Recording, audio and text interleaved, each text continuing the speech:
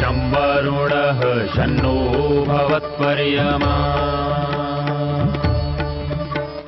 शन्न इन्द्रो बृहस्पतिः शन्नो विष्णुरुक्रमः ॐ शान्ति शान्ति शान्तिः।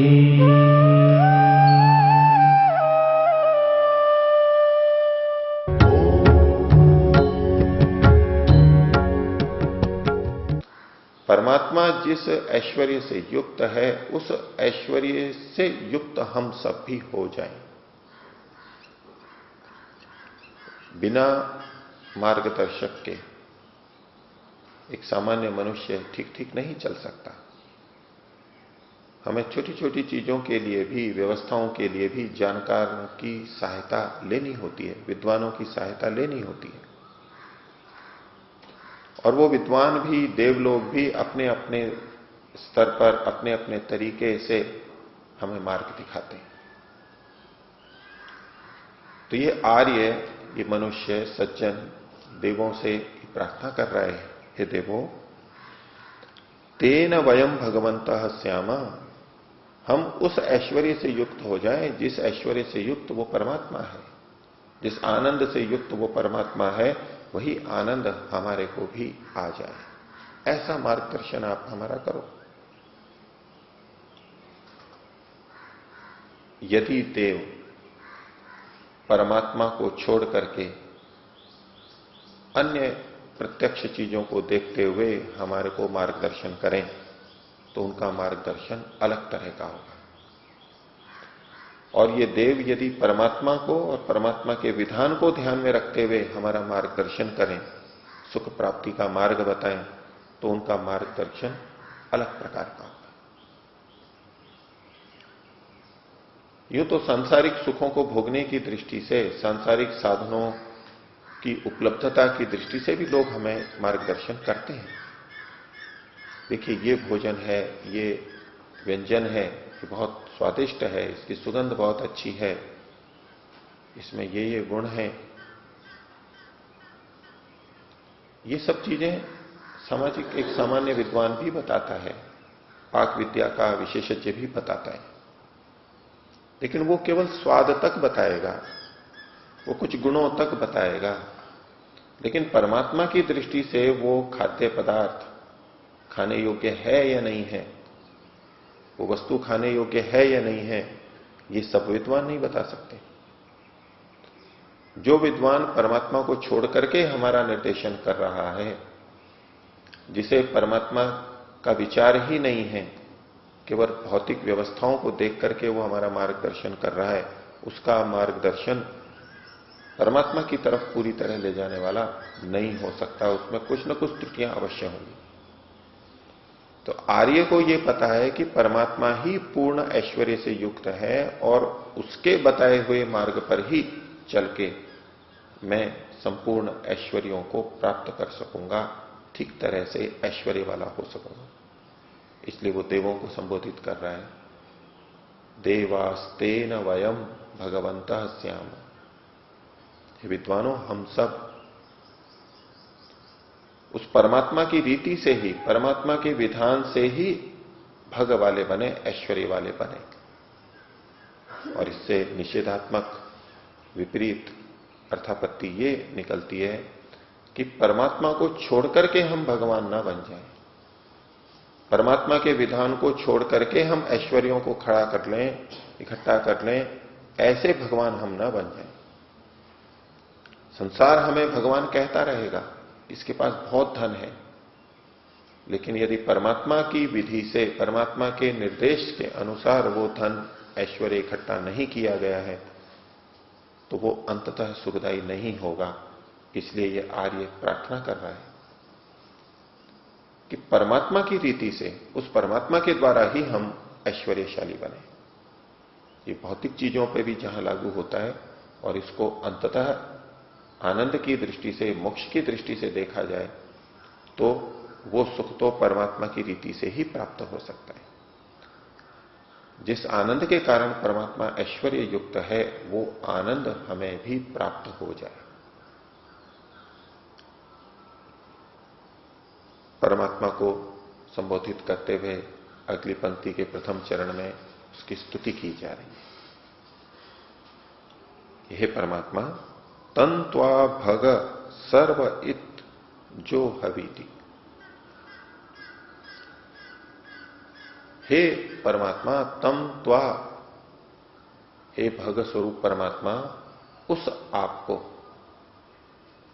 जो ऊपर स्वरूप बताया गया है कि परमात्मा भग एव अस्ति, केवल ऐश्वर्य स्वरूप है, ऐसे उस ऐश्वर्य स्वरूप परमात्मा को ही, ऐसे तुझको ही, तन्त्वा भग सर्वइत, ये समस्त संसार, ये समस्त प्राणी जो हवीति, बार बार पुकार रहे हैं, बार बार प्राप्त करना चाह रहे हैं।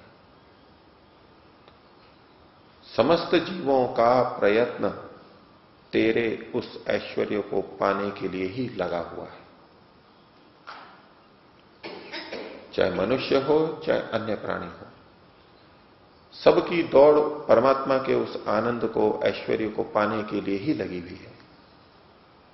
अधिक से अधिक प्रयत्न करके, अधिक से अधिक ज्ञान प्राप्त करके हर आत्मा उसी को पाना चाहते हैं। ये आर्य की दृष्टि है। हम देखेंगे कि संसार के इतने मनुष्य हैं, सब तो परमात्मा को नहीं पाना चाहते, परमात्मा के आनंद को पाना नहीं चाहते, क्योंकि वो तो भौतिक सुखों में लगे हैं। उनसे पूछो भी, उनको साधना के बारे में भी कहो, तो कहेंगे कि नहीं, हमें तो बस यही ठीक है। भगवान को किसने देखा है, मुक्ति होती है नहीं होती है किसे पता है। ये वर्तमान के सुखों को छोड़ करके हम मुक्ति के सुख की तरफ, अज्ञात सुख की तरफ अपना समय लगा दें, प्रयत्न लगा दें, इसमें कोई बुद्धिमत्ता नहीं है। तो प्रतीति ये होगी कि सब जने कहां परमात्मा की तरफ भाग रहे हैं, कहां परमात्मा के आनंद को पाने के लिए पुकार रहे हैं, प्रयत्नशील हैं। तो यही लगेगा कि ये तो प्रकृति के सुखों की तरफ ही भाग रहे हैं। तो वो आत्माएं जो ठीक ज्ञान से युक्त नहीं है, अज्ञानी है, वो प्रकृति की तरफ ही जाती हुई दिखेंगी। उनका वही अभिप्राय है। मोक्ष उनका लक्ष्य बना ही नहीं है, वो जानते ही नहीं है, और जानते हैं तो लक्ष्य अभी नहीं बना है। किंतु आर्य की दृष्टि क्या है? वो देख रहा है कि भले ही ये परमात्मा के आनंद को, मोक्ष को नहीं जानते हैं और प्रकृति की तरफ ही लगे हैं, किंतु वास्तव में ये चाह क्या रहे हैं? प्रकृति की तरफ जाते हुए भी इनकी इच्छा क्या है? इन सब की इच्छा है कि दुख रहित सुख मुझे प्राप्त हो। यह हर प्राणी की इच्छा है। दुख को हटाना चाहता है, सुख को पाना चाहता है, इसीलिए तो भौतिक पदार्थों की तरफ जा रहा है। यह अलग बात है कि उसे यह निश्चय नहीं है कि जिस सुख को मैं पाना चाहता हूं वो यहां मिलेगा या नहीं मिलेगा। अभी वो यही सोच रहा है कि शायद यहां मिलेगा, क्योंकि कुछ सुख भी वहां मिलता है। लेकिन जो उसकी आंतरिक इच्छा है वो दुख रहित सुख को पाने की है, और उस इच्छा को देखते हुए आर्य कह रहा है कि हे परमात्मा, तेरे को ही तो पाने के लिए सब उद्यत है, तेरे ही तो उस सुख को पाने के लिए ये प्रयत्नशील है। तो वस्तुतः तो हर आत्मा परमात्मा के ही ऐश्वर्य को, भग को पाने के लिए प्रयत्नशील है। आंतरिक इच्छा यही है, लेकिन उनको खुद को नहीं पता कि ये कहां मिलेगा। इसलिए जो वस्तु सामने आती है उसी से सुख प्राप्ति का वो प्रयास करते हैं। तो आर्य कह रहा है तन्त्वा भग सर्व इत जो हवीति, हर कोई उसी तरफ तो बढ़ना चाह रहा है, लेकिन आर्य को पता है कि मैं भी उसी तरफ बढ़ना चाह रहा हूं, और मुझे समझ आ गया है तेन वयम भगवंतः स्याम, उस परमात्मा के माध्यम से ही हम उस सुख को प्राप्त कर सकते हैं। हम उसको पाना चाहते हैं और परमात्मा की रीति से ही, उसके विधान से ही उसको पा सकते हैं। और अब परमात्मा से प्रार्थना की जा रही है कि ऐसा हमें कैसे मिल जाए, कैसे हम उसकी तरफ बढ़ जाएं?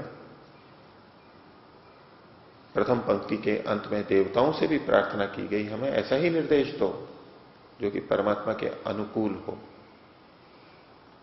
तो वो देव भी तो मनुष्य ही हैं, विद्वान हैं, लेकिन वो भी मनुष्य हैं, हम सब भी मनुष्य हैं। तो हम सबका नेतृत्व कौन करे, किसके अनुसार हम चलें? तो मंत्र के अंत में कहा, सनो भग पुर एता भव इह। स भग, वह परमात्मा, वह ऐश्वर्य युक्त परमात्मा, न हमारा, हमारे लिए, पुर एता, हमारा अग्रणी, हमारा हमें आगे बढ़ाने वाला, हमें आगे आगे प्राप्त कराने वाला हो जाए, यह इसी जन्म में, इसी शरीर में।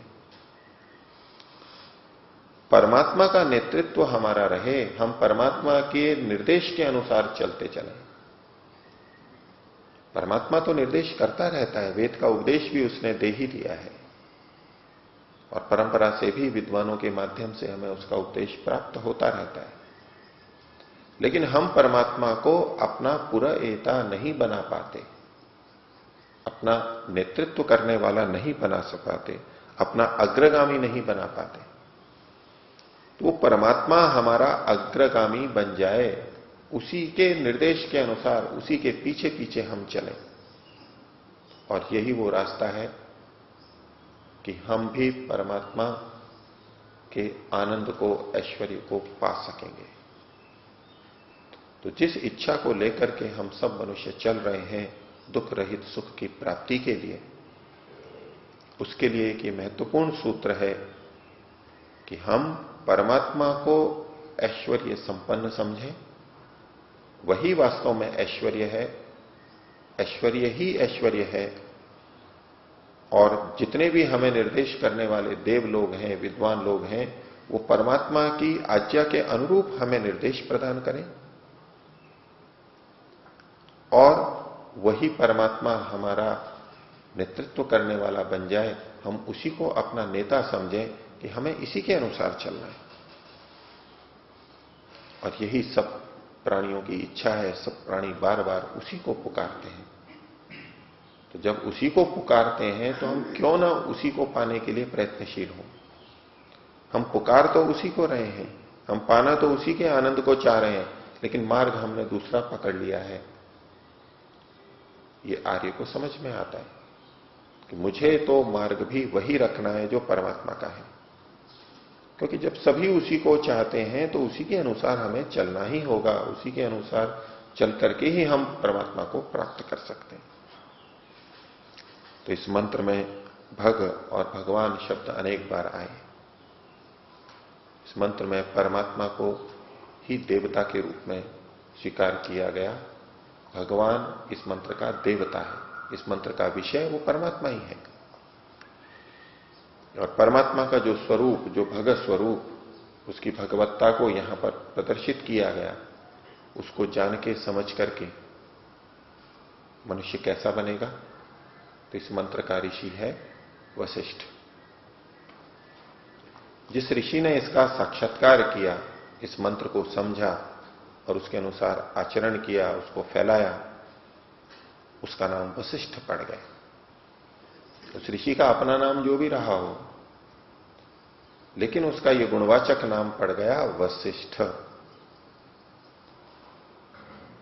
जो बसने वालों में श्रेष्ठ है, सबसे अच्छा है, जो निवास करने वालों में सबसे श्रेष्ठ है, जो सबसे अधिक बसाने वाला है, निवास कराने वाला है, वास का हेतु है, वो वशिष्ठ बन जाता है। वैसे तो हम सभी इस भूमि पर निवास कर रहे हैं, लोक लोकांतरों में भी विभिन्न जीव निवास कर रहे हैं, वस रहे हैं, बस रहे हैं। लेकिन वो वास क्या कि इस ऐश्वर्य को न पा सके, परमात्मा के भग को न प्राप्त कर सके। तो जो इस मंत्र का साक्षात्कार कर लेता है कि परमात्मा के निर्देश के अनुसार ही मुझे ऐश्वर्यों की प्राप्ति करनी है, तो इस संसार में वसने वाले जितने भी हैं, निवास करने वाले जितने भी हैं, उनमें सबसे श्रेष्ठ निवास करने वाला वो बन जाता है। वास्तव में उसी ने इस धरती पर वास किया है, वास करके जो पाना था उसको पाया है। तो यत वस्त्रीतमो भवति, जो सबसे श्रेष्ठ बसने वाला होता है, वास करने वाला होता है, उसको वशिष्ठ बोलते हैं। और अतिशयन वासयितावा, जो सबसे अच्छी तरह दूसरों को वास कराता है, स्वयं भी बसता है, उसे पता है कि इस संसार में कैसे रहना है, कैसे निवास करना है, कैसे लाभदायक होगा, और उसी शैली से वो दूसरों को भी श्रेष्ठ ढंग से निवास करवा पाता है, दूसरों को उसी तरह बता पाता है, वो वशिष्ठ बन जाता है। और वशिष्ठ शब्द हमारे शास्त्रों में श्रेष्ठ के अर्थ में भी आया है। जो श्रेष्ठ होता है उसको वशिष्ठ बोला गया, क्योंकि जो अच्छा होता है, उत्तम होता है, कल्याणकारी होता है, वो ही अच्छी तरह से वास कराने वाला होता है और वास करने वाला होता है। जो अच्छी तरह यहां रह नहीं सकता वो श्रेष्ठ कैसे कहला सकता है? आर्य हम श्रेष्ठ को बोलते हैं। वो आर्य कैसे हो सकता है जो यहां ठीक तरह से वस ही नहीं सकता, निवास ही जो ढंग से नहीं कर पा रहा है, वो कैसे श्रेष्ठ है और वो कैसे आर्य हो सकता है? तो आर्य और श्रेष्ठ वही होता है जो परमात्मा के विधान को जान करके यहां अच्छे ढंग से रह सके, अन्य व्यक्तियों के साथ अच्छे ढंग से रह सके, प्रकृति के साथ अच्छे ढंग से रह सके, और इस शरीर के साथ में अच्छे ढंग से रह सके, इस शरीर का अच्छी तरह से उपयोग कर सके, वो अच्छी तरह बसने वाला है, निवास करने वाला है, वही श्रेष्ठ है। श्रेष्ठता की कसौटी ही ये बनेगी। कितने भी गुण हो, यदि वो ढंग से रह नहीं सकता है, वो कैसा श्रेष्ठ है? जो अन्यों के साथ मिलजुल करके नहीं रह सकता, वो कितना ही गुण वाला हो, वो कैसा श्रेष्ठ है? जो कितने ही साधन संपन्नता से युक्त हो, खाद्य पदार्थ से युक्त हो, लेकिन अच्छी तरह स्वस्थ रह नहीं सकता, तो वो कैसा श्रेष्ठ है? जो अच्छी संपन्नता से युक्त हो, गाड़ियों से युक्त हो, भवनों से युक्त हो, लेकिन उस भवन में भी जो दुखी रह रहा है, वो कैसा श्रेष्ठ है? तो श्रेष्ठ तो वो होता है जो निवास कर सकता है, अच्छी तरह रह सकता है। कुशलता तो इसी में है, वही आर्य है और वही वशिष्ठ है। तो जो अच्छी तरह बसने वाला है, जो अच्छी तरह बसाने वाला है, वही श्रेष्ठ होता है, उसे वशिष्ठ कहा। इस मंत्र का जो साक्षात्कार करेगा, जो इसको समझेगा, इसको जीवन में लाएगा, इस सूत्र को पकड़ लेगा, वो वशिष्ठ बन जाएगा, वो श्रेष्ठ बन जाएगा, वो आर्य बन जाएगा। तो हमारे मन में ये भावना रहे कि परमात्मा ऐश्वर्य से युक्त है, परमात्मा से भागने की हमें आवश्यकता नहीं है, उसको कष्टदायक या दंडदाता देखने की आवश्यकता नहीं है। हम उसको ऐश्वर्य से युक्त समझें और उसी के विधान के अनुसार उसको पाने के लिए प्रयत्नशील हों। हम विद्वानों से भी यही प्रार्थना करें कि हमें उसी तरह का मार्ग दिखाइए जैसा परमात्मा ने दिखाया है, और उसी के अनुसार हम चलें, उसी के अनुसार मार्गदर्शन दूसरों को देवें, तो हम श्रेष्ठ बनेंगे, आर्य बनेंगे और वशिष्ठ बनेंगे। मन में मंत्र के भावों को रखते हुए प्रभु का स्मरण, ओम का उच्चारण। ओ